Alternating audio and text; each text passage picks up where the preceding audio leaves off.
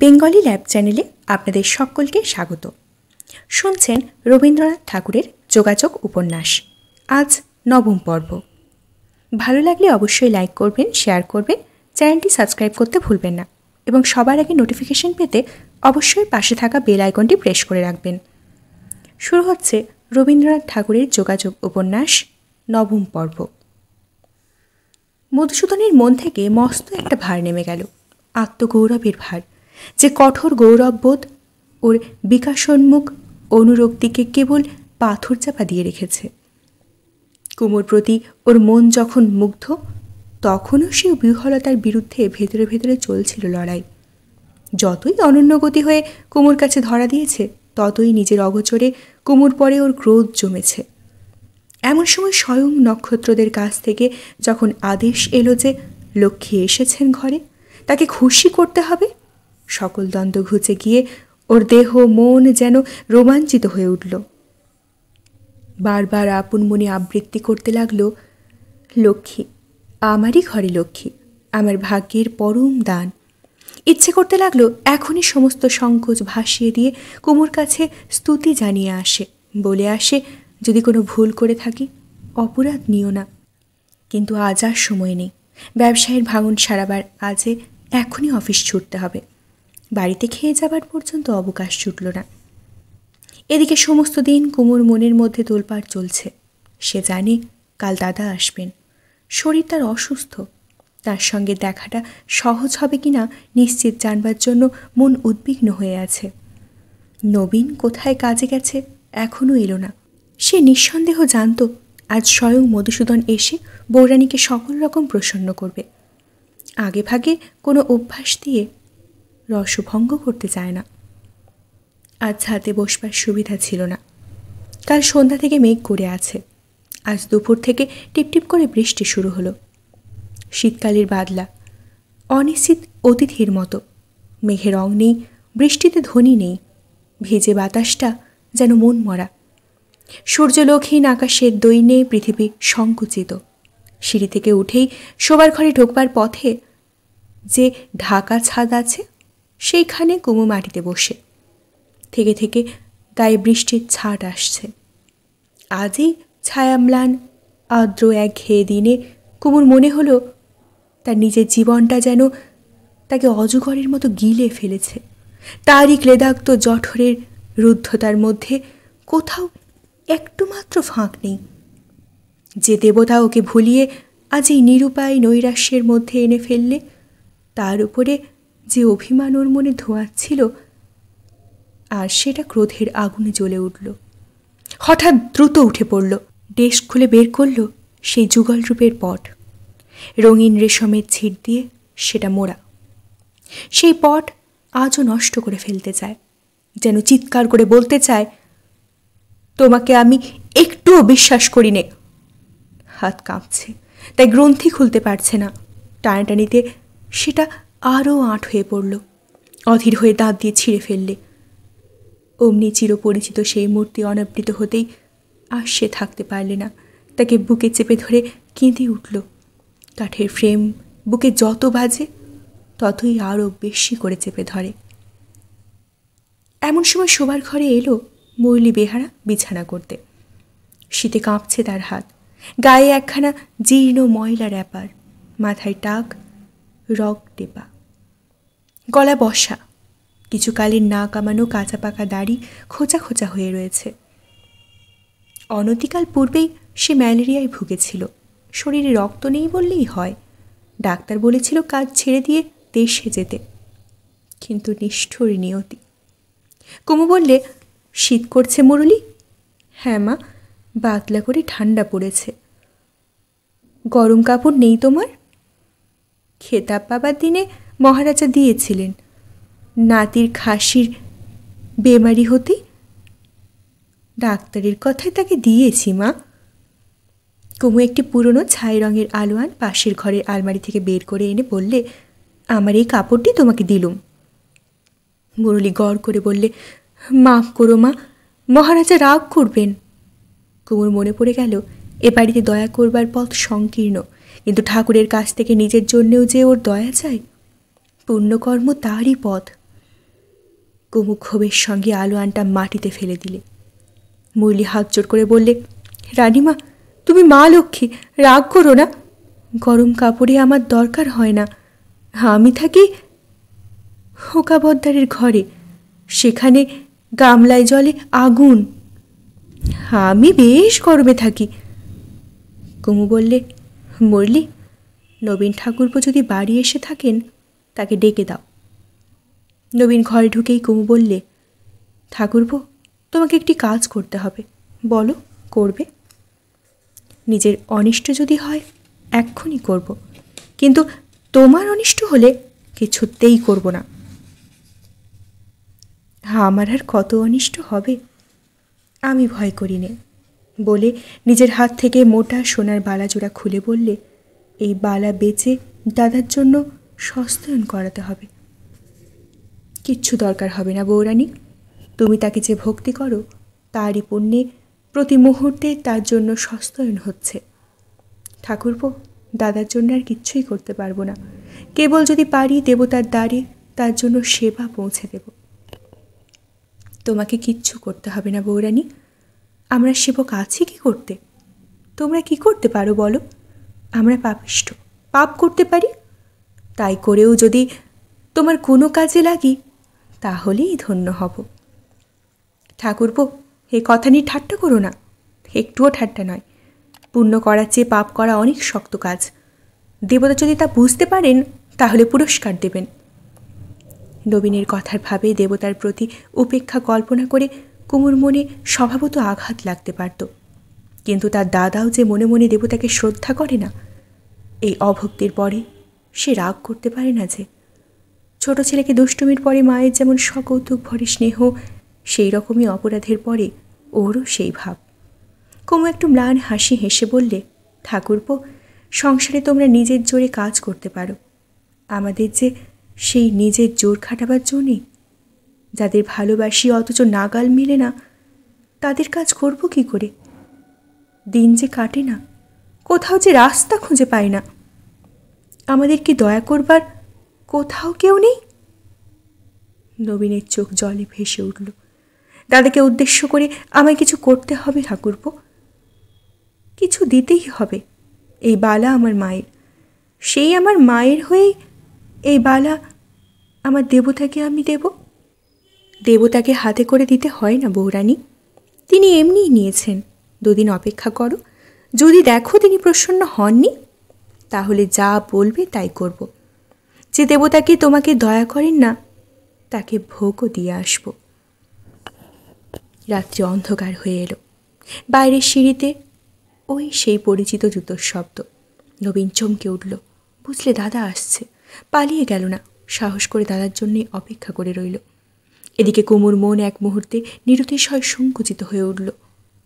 এই অদৃশ্য বিরোধের ধাক্কাটা এমন প্রবল বেগে যখন তার প্রত্যেকটি নারীকে চমকিয়ে তোলে, বড় ভয় হলো। এ পাপ কেন তাকে এত দুর্জয় করে পেয়ে বসেছে?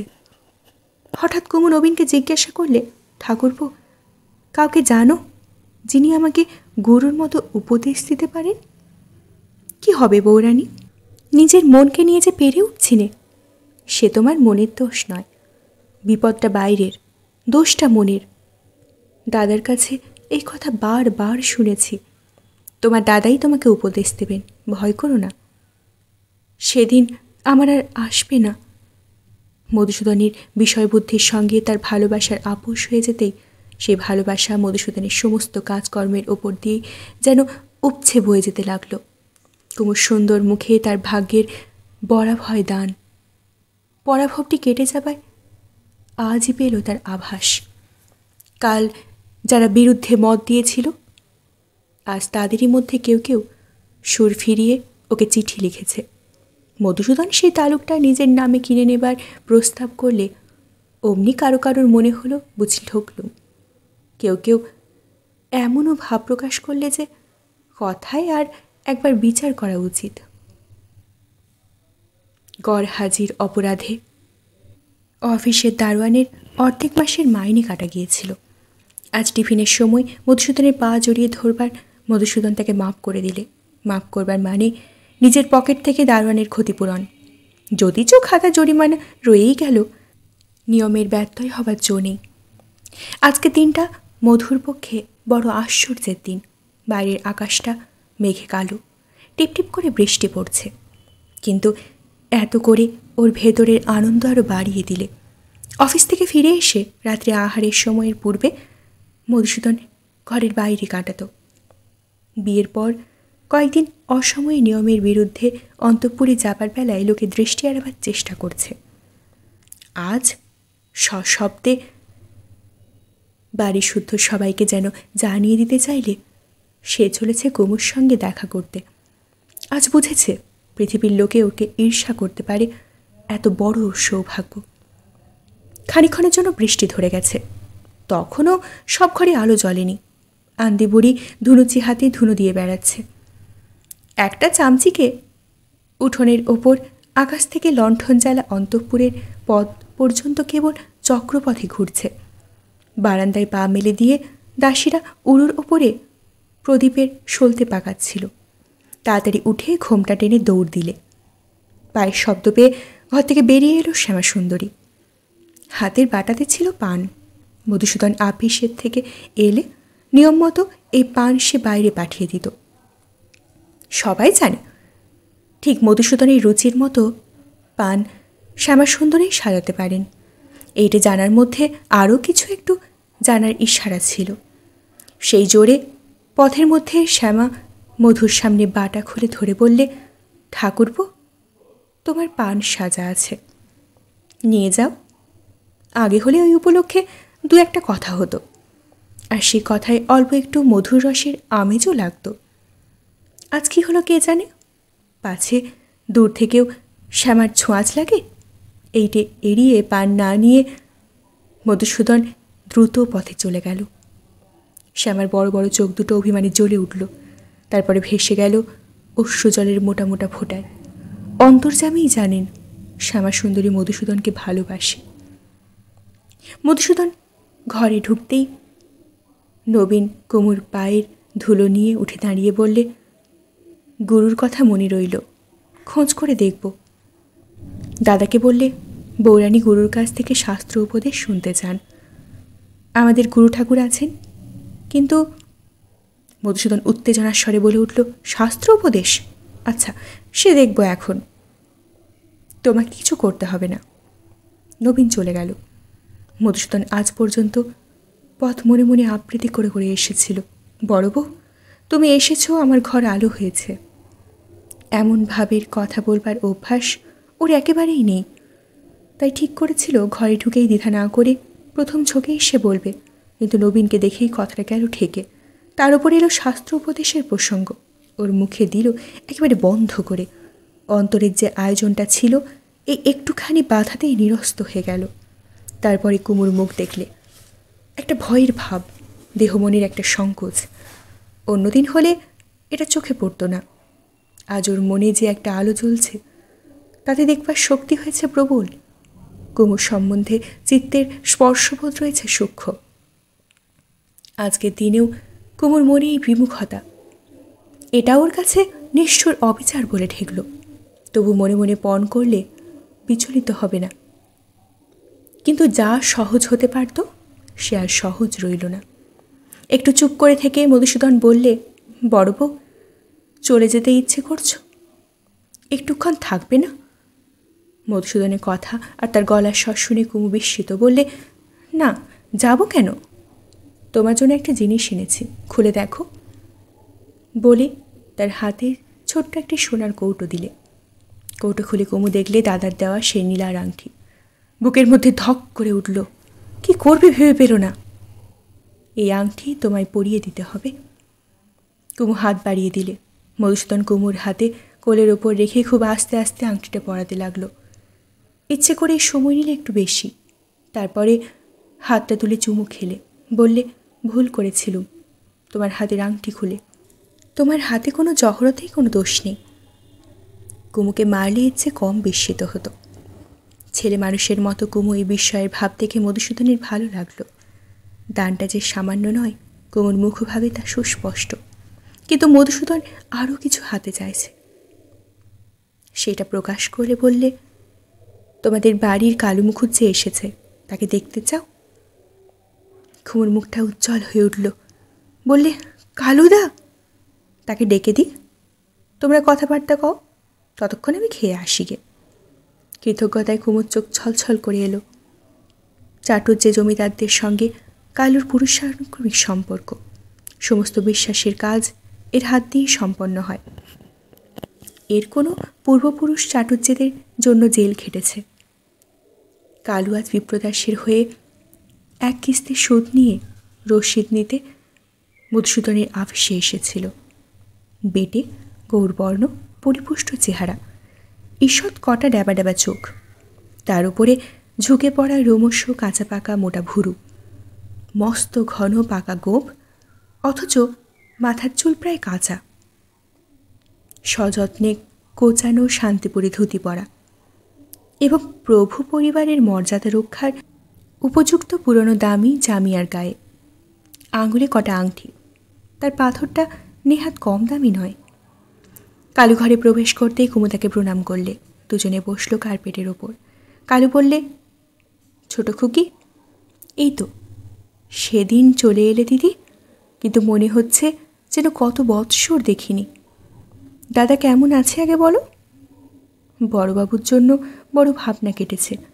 তুমি সেদিন চলে এলে, তারপরের দিন খুব বাড়াবাড়ি হয়েছিল, কিন্তু অসম্ভব জোরালো শরীর কিনা দেখতে দেখতে সামলে নিলেন। ডাক্তাররা আশ্চর্য হয়ে গেছে। দাদা কাল আসছেন? তাই কথা ছিল, কিন্তু আরও 2 দিন দেরি হবে, পূর্ণিমা পড়েছে। সকলে তাকে বারণ করলে, কি জানি যদি আবার জ্বর আসে। সে যেন হলো। কিন্তু তুমি কেমন আছো দিদি? আমি বেশ ভালো আছি। কালুর কিছু বলতে ইচ্ছে করল না, কিন্তু কুমুর মুখে সে লাবণ্য গেল কোথায়? চোখের নিচে কালি কেন? অমন চিকন রং তার ফ্যাকাশে হয়ে গেল কী জন্যে? কুমুর মনে একটা প্রশ্ন জাগছে, সেটা সে মুখ ফুটে বলতে পারছে না। দাদা আমাকে মনে করে গিয়ে কিছু পাঠাননি? তার সে অব্যক্ত প্রশ্নের উত্তরের মতোই যেন কালু বললে, বড়বাবু আমার হাত দিয়ে তোমায় একটি জিনিস পাঠিয়েছেন। কুমু ব্যগ্র হয়ে বললে, কি পাঠিয়েছেন? কই সে? সেটা বাইরে রেখে এসেছি। আনলে না কেন? ব্যস্ত হইও না দিদি, মহারাজ বললেন তিনি নিজে নিয়ে আসবেন। কি জিনিস আমায় বলো। ইনি যে আমাকে বলতে বারণ করলেন। ঘরের চারিদিকে তাকিয়ে কালু বললে, বেশ আদর যত্নে তোমায় রেখেছে। বড়বাবুকে গিয়ে বলবো, কত খুশি হবেন। প্রথম 2 দিন তোমার খবর পেতে দেরি হয়ে তিনি বড্ড ছটপট করছিলেন, ডাকের গোলমাল হয়েছিল। শেষকালে 3টে চিঠি একসঙ্গে পেলেন। ডাকের গোলমাল হবার কারণটা যে কোনখানে কুমু তা আন্দাজ করতে পারলে। কালু তাকে কুমু খেতে বলতে চায়, সাহস করতে পারছে না। একটু সসংকোচের সঙ্গে জিজ্ঞাসা করলে, কালুদা তোমার এখনো খাওয়া হয়নি? দেখেছি কলকাতার সম্বন্ধ পর হলে আমার সহ্য হয় না দিদি, তাই আমাদের রামদাস কবিরাজের কাছ থেকে মকরধ্বজ আনিয়ে খাচ্ছি। বিশেষ কিছু তো ফল হয় না। কালু বুঝেছিল বাড়ির নতুন বউ এখনও কর্তৃত্ব হাতে আসেনি, মুখ ফুটে খাওয়াবার কথা বলতে পারবে না, কেবল কষ্ট পাবে। এমন সময় মতির মা দরজার আড়াল থেকে হাতছানি দিয়ে কুমুকে ডেকে বললে, তোমাদের ওখান থেকে মুখুজ্জে মশাই এসেছেন, তার জন্য খাবার তৈরি, নিচের ঘরে তাকে নিয়ে এসো, খাইয়ে দেবে। কুমু ফিরে এসেই বললে, কালুদা তোমার কবিরাজের কথা রেখে দাও, তোমাকে খেতে যেতেই হবে। কি বিভ্রাট, এ যে অত্যাচার। আজ থাক, না হয় আর একদিন হবে। না, সে হবে না, চলো। শেষকালে আবিষ্কার করা গেল মকরধ্বজের বিশেষ ফল হয়েছে, ক্ষুধার লেশমাত্র অভাব প্রকাশ পেল না। কালু তাকে খাওয়ানো শেষ হতেই কুমু শোবার ঘরে চলে এলো। আজ মনটা বাপের বাড়ির স্মৃতিতে ভরা। এতদিন নুরনগরের খিড়কির বাগানের আমের বোল ধরেছে। কুসুমিত জামরুল গাছের তলায় পুকুরধারের চাতালে কত নিভৃত মধ্যাহ্নে কুমুর হাতের ওপর মাথা রেখে এলো চুল ছাড়িয়ে দিয়ে শুয়ে কাটিয়েছে। মৌমাছির গুঞ্জনে মুখরিত ছায়ায় আলোয় খচিত সেই দুপুরবেলা। বুকের মধ্যে একটা অকারণ ব্যথা লাগত, জানত না তার অর্থ কী। সেই ব্যথায় সন্ধ্যাবেলায় ব্রজের পথে গধুর ধুলিতে ও স্বপ্ন রাঙা হয়ে উঠেছে। বুঝতে পারিনি ও যৌবনের অপ্রাপ্ত দোসর জলে স্থলে দিয়েছে মায়া মেলে। ওর যুগল রূপের উপাসনায় সেই করেছে লুকোচুরি। তাকে টেনে এনেছে ওর চিত্তের অলক্ষ্যপুরে এসরাজের মুলতানের মেরে মূর্ছনায়। ওর প্রথম যৌবনে সেই না পাওয়া মনের মানুষের কত আভাস ছিল, ও সেখানকার বাড়ির কত জায়গায়, সেখানকার চিলে কোঠায়। সেখান থেকে দেখা যেত গ্রামের বাঁকা রাস্তার ধারে ফুলের আগুন লাগা সর্ষের ক্ষেত, খিড়কির পাঁচিলের ধারে সেই ঢিবিটা যেখানে বসে পাঁচিলের ছাতলা পড়া সবুজে কালোয় মেশা নানান রেখার যেন কোনো পুরাতন বিস্মৃত কাহিনীর অস্পষ্ট ছবি। দোতলায় ও শোবার ঘরের জানলায় সকালে ঘুম থেকে উঠেই দূরে রাঙা আকাশের দিকে সাদা পালগুলো দেখতে পেত। দিগন্তের গায়ে গায়ে চলেছে যেন মনের নিরুদ্দেশ কামনার মতো। প্রথম যৌবনের সেই মরীচিকায় সঙ্গে সঙ্গে এসেছে কলকাতার ওর পুজোর মধ্যে, ওর গানের মধ্যে। সেই তো দৈবের বাণীর মতো ভান করে ওকে অন্ধভাবে সে বিবাহের ফাঁসির মধ্যে টেনে আনলে, অথচ প্রখর রৌদ্রে নিজেই গেল মিলিয়ে। ইতিমধ্যে মধুসূদনের কখন পিছন থেকে এসে দেয়ালে ঝোলানো আয়নায় কুমুর মুখের প্রতিবিম্বের দিকে তাকিয়ে রইল।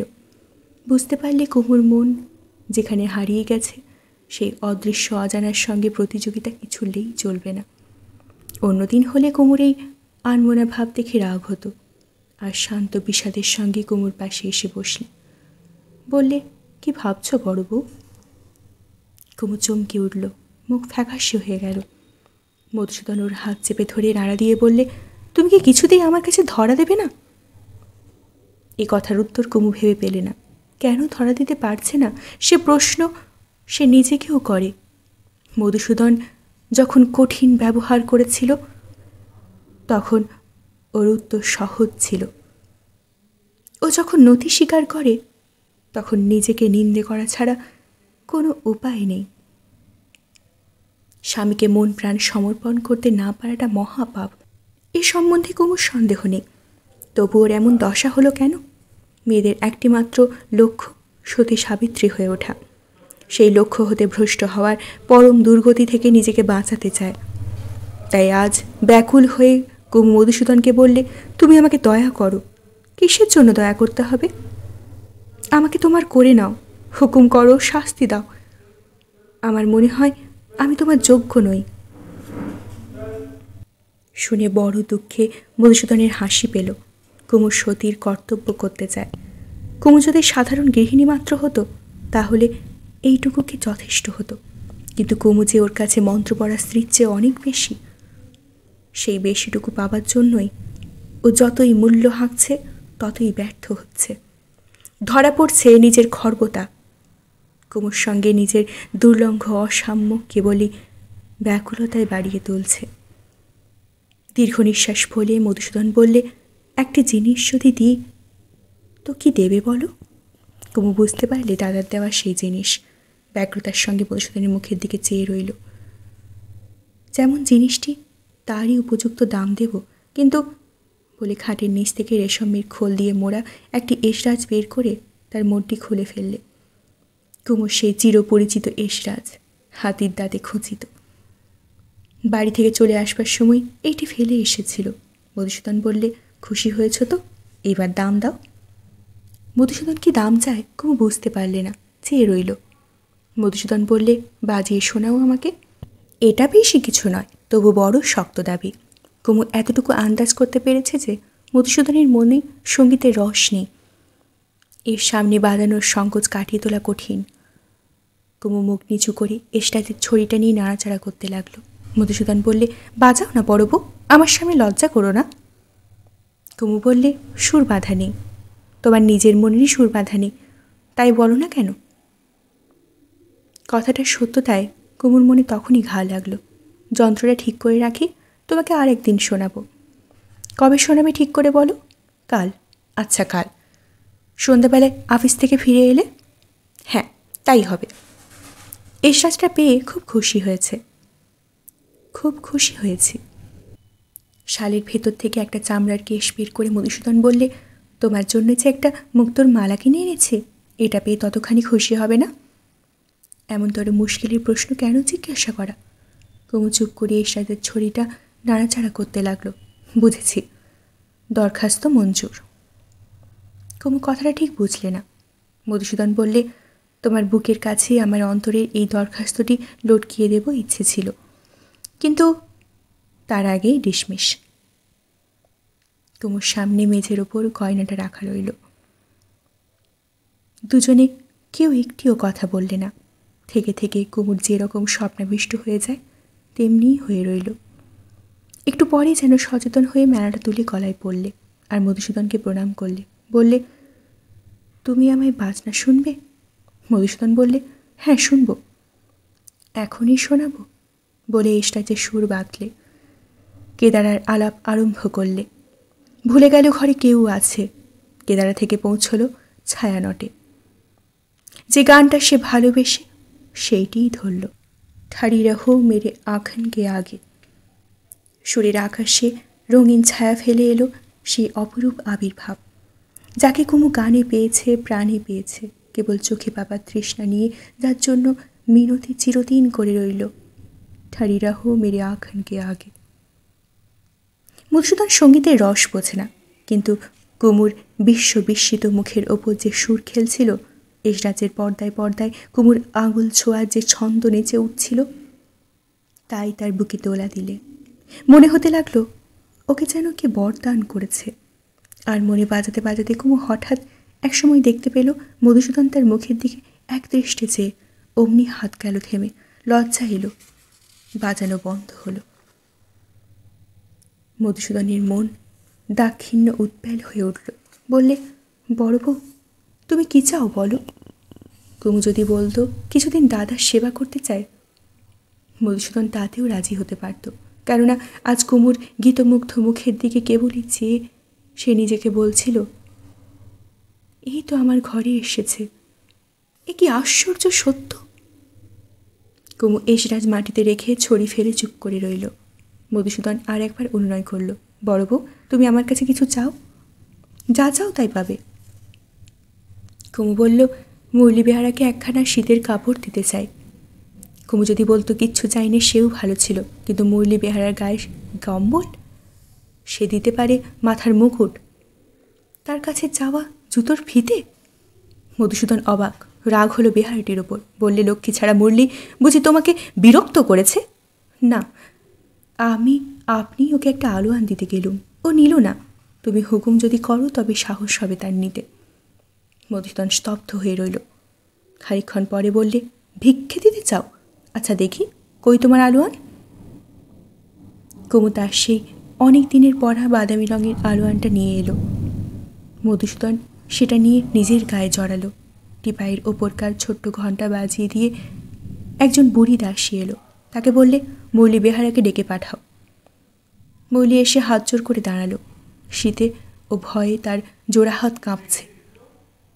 তোমার মাঝি তোমাকে বকশিস দিয়েছেন বলে মধুসূদন পকেট কেশ বের করে 100 টাকার একটা নোট বের করে তার ভাঁজ খুলে সেটা দিলে কুমুর হাতে। এরকম অকারণে অযাচিত দান মধুসূদনের দ্বারা জীবনে কখনো ঘটেনি। অসম্ভব ব্যাপারে মুরলী বেহারার আরও ভয় বেড়ে উঠল। দ্বিধাকম্পিত স্বরে বললে, হুজুর, হুজুর কিরে বেটা, বোকা, নে তোর মায়ের হাত থেকে, এ টাকা দিয়ে যত খুশি গরম কাপড় কিনে নিস। ব্যাপারটা এইখানেই শেষ হলো। এই সঙ্গে অনেক দিনকার আর সমস্তই যেন শেষ হয়ে গেল। শেষ হতে কুমুর মন ভাসছিল, সে গেল হঠাৎ বন্ধ হয়ে।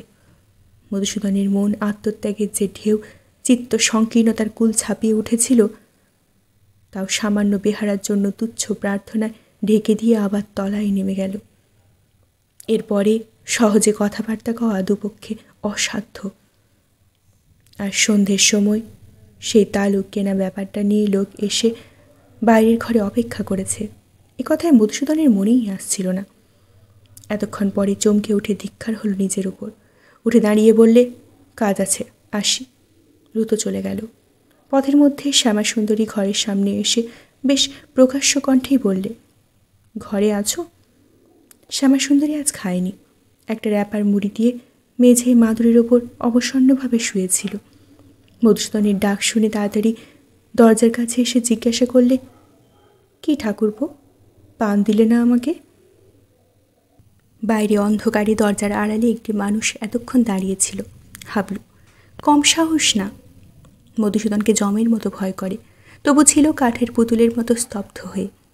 সেদিন মধুসূদনের কাছে তাড়া খাওয়ার পর জ্যাঠাইমার কাছে আসবার সুবিধে হয়নি। মনের ভেতর ছটপট করছে। আজ এই সন্ধ্যাবেলায় আসা নিরাপদ ছিল, কিন্তু ওকে বিছানায় শুইয়ে রেখে মা যখন ঘরকন্যার কাজে চলে গেছে, এমন সময় কানে এলো এসরাজের সুর। কি বাজছে জানত না, কে বাজাচ্ছে বুঝতে পারেনি। জ্যাঠাইমার ঘর থেকে আসছে এটা নিশ্চিত। জ্যাঠামশাই সেখানে নেই এই তার বিশ্বাস, কেননা তার সামনে কেউ বাজনা বাজাতে সাহস করবে এ কথা মনেই করতে পারে না। ওপরের তলার দরজার কাছে এসে জ্যাঠামশাইয়ের জুতো জোড়া দেখেই পালাবার উপক্রম করলে, কিন্তু যখন বাইরে থেকে চোখে পড়ল ও জ্যাঠাইমা নিজে বাজাচ্ছেন, তখন কিছুতেই পালাতে পাশ হল না। দরজার আড়ে লুকিয়ে শুনতে লেগেছে। প্রথম থেকে জ্যাঠাইমাকে ওর আশ্চর্য লাগে, আজ বিস্ময়ের অন্ত নেই। মধুসূদন চলে যেতেই মনের উচ্ছ্বাস আর ধরে রাখতে পারলে না। ঘরে ঢুকেই কুমুর কোলে বসে গলা জড়িয়ে ধরে কানের কাছে বললে, জ্যাঠাইমা। কুমু তাকে বুকে চেপে ধরে বললে, হে কি, তোমার হাত যে ঠান্ডা, বাতলার হাওয়া লাগিয়েছ বুঝি? হাবলু কোনো উত্তর করলে না। ভয় পেয়ে গেলে। ভাবলে জ্যাঠাইমা এখনই বুঝি বিছানায় শুতে পাঠিয়ে দেবে। কুমু তাকে শালের মধ্যে ঢেকে নিয়ে নিজের দেহের তাপে গরম করে বললে, এখনও শুতে যাওনি গোপাল? তোমার বাজনা শুনতে এসেছিলুম। কেমন করে বাজাতে পারলে জ্যাঠাইমা? তুমি যখন শিখবে তুমিও পারবে। আমাকে শিখিয়ে দেবে? এমন সময় মোতির মা ঝড়ের মতো ঘরে ঢুকে উঠল। এই বুঝি দর্শি এখানে লুকিয়ে বসে? আমি ওকে 7 রাজ্যে খুঁজে বেড়াচ্ছি। এদিকে সন্ধ্যাবেলায় ঘরের বাইরে 2 পা চলতে গা ছমছম করে। জ্যাঠাইমার কাছে আসবার সময় ভয় ডর চলে না। চল শুতে চল।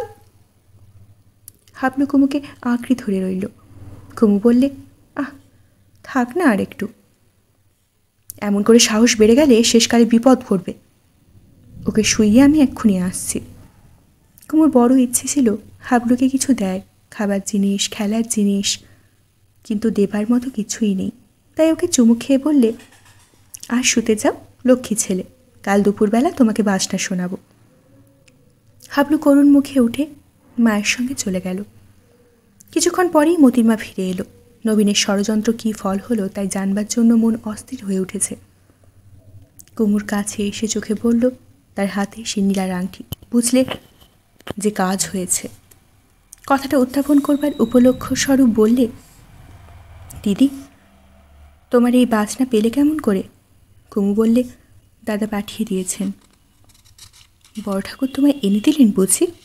কুমুর সংক্ষেপে বললে, হাঁ। মোতির মা কুমুর মুখের দিকে তাকিয়ে উল্লাস বা বিস্ময়ের চিহ্ন খুঁজে পেলে না। তোমার দাদা কিছু কথা বলেননি? না।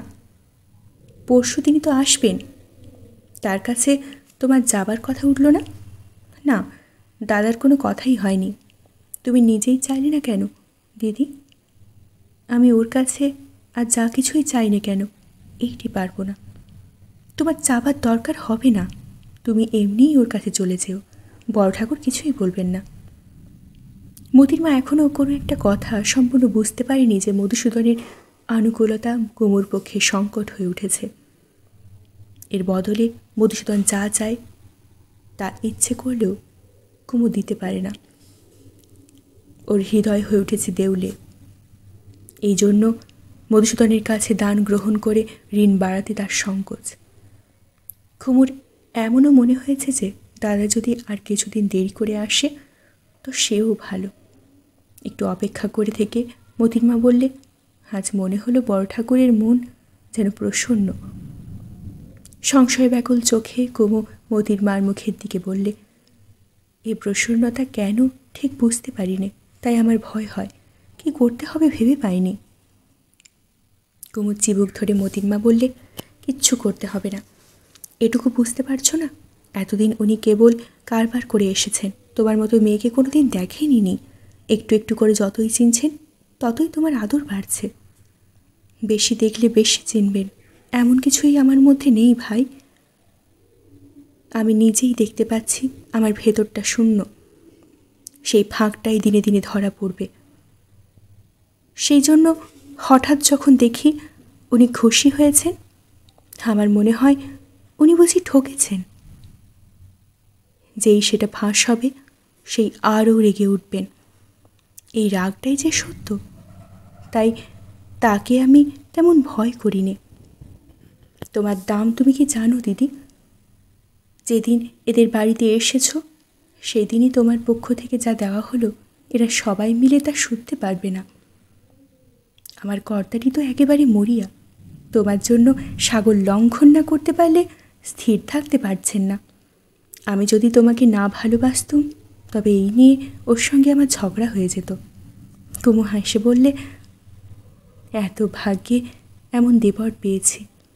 আর তোমার এই জাটি বুঝি ভাগ্যস্থানের রাহু না কেতু? তোমাদের একজনের নাম করলে আরেকজনের নাম করবার দরকার হয় না। মতির মা ডান হাত দিয়ে কুমুর গলা জড়িয়ে ধরে বললে, আমার একটা অনুরোধ আছে তোমার কাছে। কি বলো? আমার সঙ্গে তুমি মনের কথা পাতাও। সে বেশ কথা ভাই, প্রথম থেকে মনে মনে পাতানো হয়েই আছে। তাহলে আমার কাছে কিছু চেপে রেখো না। আজ তুমি অমন মুখটি করে কেন আছো বুঝতেই পারছি নে। খানিকটা মতির মার মুখের দিকে চেয়ে কুমু বললে, ঠিক কথা বলবো, নিজেকে আমার কেমন ভয় করছে। সে কি কথা? নিজেকে কিসের ভয়? আমি এতদিন নিজেকে যা করতুম আজ হঠাৎ দেখছি তা নই। মনের মধ্যে সমস্ত গুছিয়ে নিয়ে নিশ্চিন্ত হয়ে বসেছিলুম। দাদার যখন দ্বিধা হয় আমি জোর করেই নতুন পথে পা বাড়িয়ে দিই। কিন্তু যে মানুষটা ভরসা করে বেরুলো তাকে আজ কোথাও দেখতে পাচ্ছি নে। তুমি ভালোবাসতে পারছো না? আচ্ছা, আমার কাছে লুকিও না, সত্যি করে বলো, কাউকে কি ভালোবেসেছ? ভালোবাসা কাকে বলে তুমি কি জানো? যদি বলি জানি, তুমি হাসবে। সূর্য উঠবার আগে যেমন আলো হয়, আমার সমস্ত আকাশ ভরে ভালোবাসা তেমনি করেই জেগেছিল। কেবলই মনে হয়েছে সূর্য উঠল বলে। সেই সূর্যোদয়ের কল্পনা মাথায় করে আমি বেরিয়েছি, তীর্থের জল নিয়ে, ফুল সাজিয়ে। যে দেবতাকে সমস্ত দিন মন দিয়ে মেনে এসেছি, মনে হয়েছে তার উৎসাহ পেলুম। যেমন করে অভিসারে বেরোয় তেমনি করেই বেরিয়েছি। অন্ধকার রাত্রিকে অন্ধকার বলে মনেই হয়নি। আজ আলোতে চোখ মেলে অন্তরেই বা কী দেখলুম, বাইরেই বা কী দেখছি। এখন বছরের পর বছর, মুহূর্তের পর মুহূর্ত কাটবে কী করে? তুমি কি ঠাকুরকে ভালোবাসতে পারবে না মনে করছো? পারতুম ভালোবাসতে। মনের মধ্যে এমন কিছু এনেছিলুম যাতে সবাই পছন্দ মতো করে নেওয়া সহজ হয়। গোড়াতেই সেইটিকে তোমার বড় ঠাকুর ভেঙে চুরমার করে দিয়েছেন। আর সব জিনিস করা হয়ে আমাকে বাজছে। আমার শরীরের ওপরকার নরম ছালটাকে যেন ঘষে তুলে দিল। তাই চারিদিক থেকে সবই আমার লাগছে। কেবলই লাগছে, যা কিছু ছুঁই তাই চমকে উঠি। তারপরে কড়া পেয়ে কোনো একদিন হয়তো সেরেই যাবে।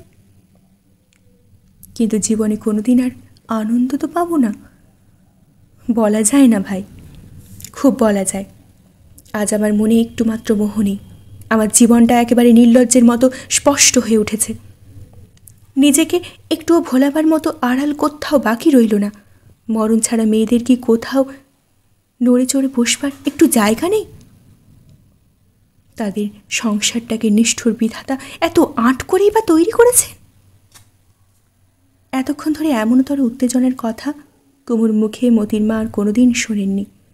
বিশেষ করে আজ যেদিন বড় ঠাকুরকে ওরা কুমুর প্রতি প্রসন্ন হতে দেখেছে, সেই দিনই কুমুর এই তীব্র অধৈর্য দেখে মতির মা ভয় পেয়ে গেল। বুঝলে, লতার একেবারে গোড়ায় ঘা লেগেছে। ওপর থেকে অনুগ্রহের জল ঢেলে মালি আর এটাকে তাজা করে তুলতে পারবে না। একটু পরেই কুমু বলে উঠল, জানি স্বামীকে এই যে শ্রদ্ধার সঙ্গে আত্মসমর্পণ করতে পারছি নে, এ আমার মহাপাপ।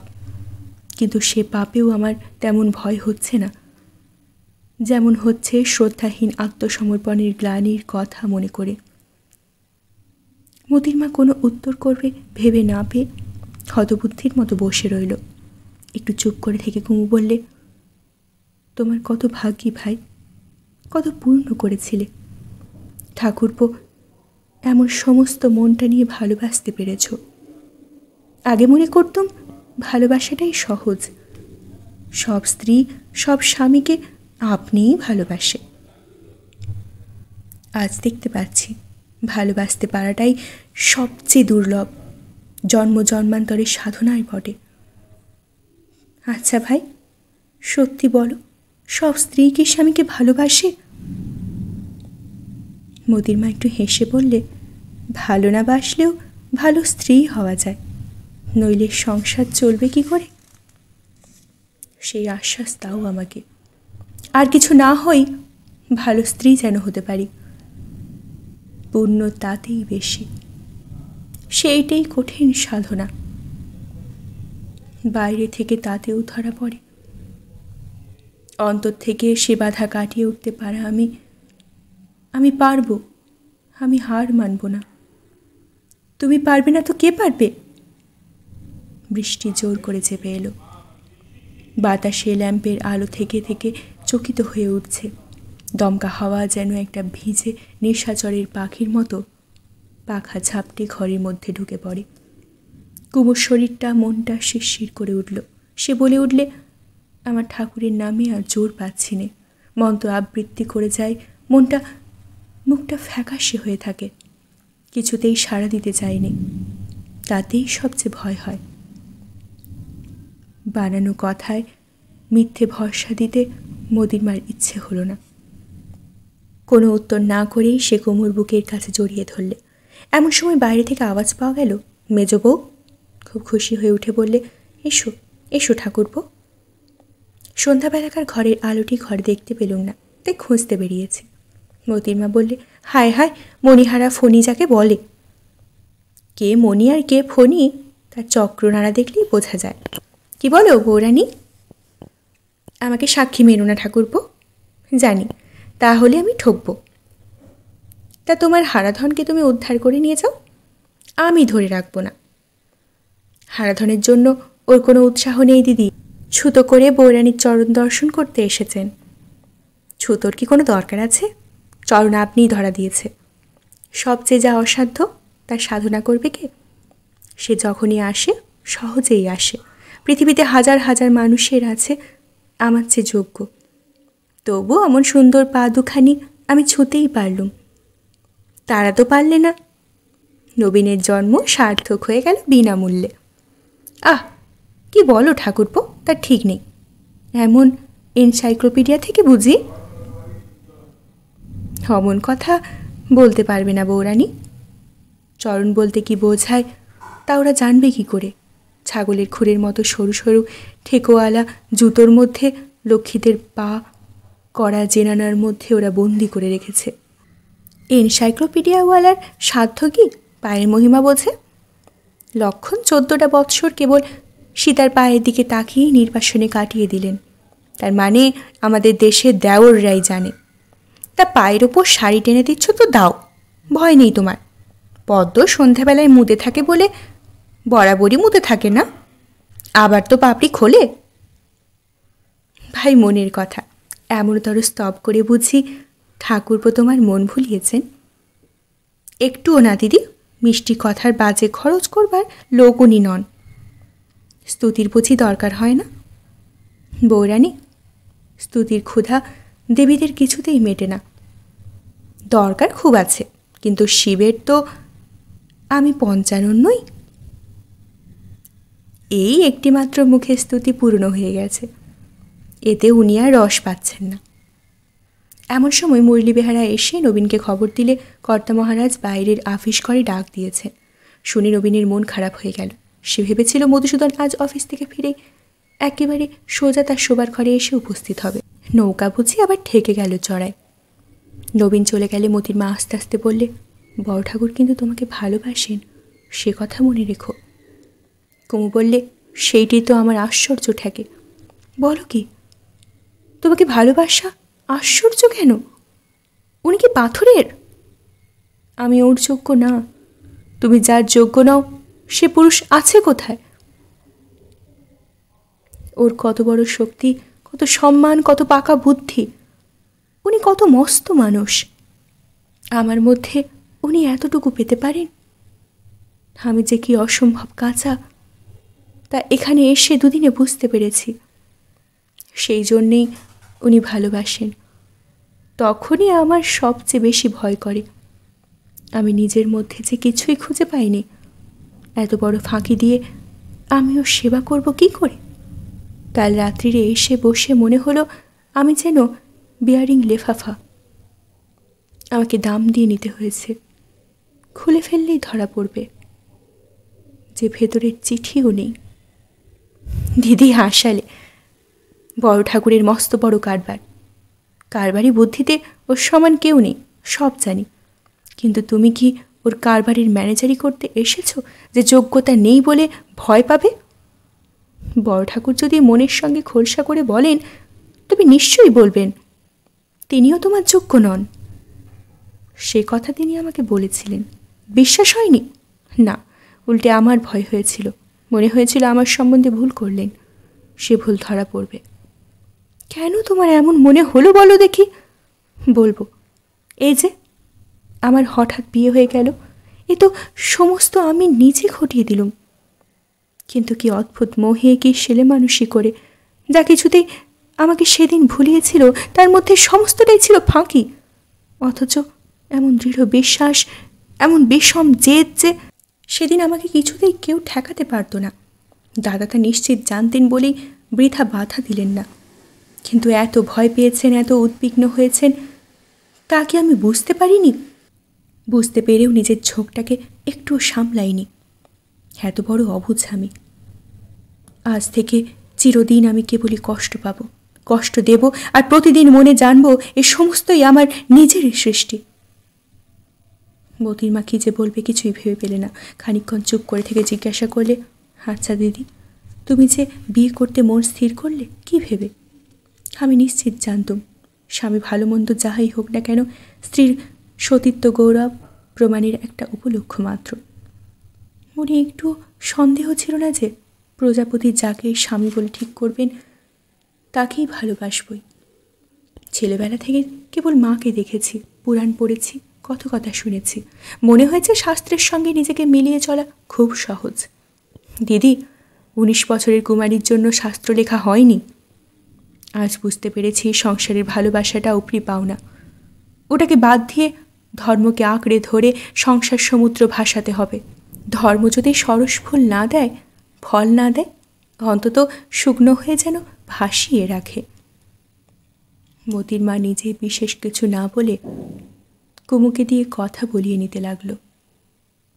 ভালো লাগলে অবশ্যই লাইক করবেন, শেয়ার করবেন, চ্যানেলটি সাবস্ক্রাইব করতে ভুলবেন না এবং সবার আগে নোটিফিকেশন পেতে অবশ্যই পাশে থাকা বেল আইকনটি প্রেস করে রাখবেন।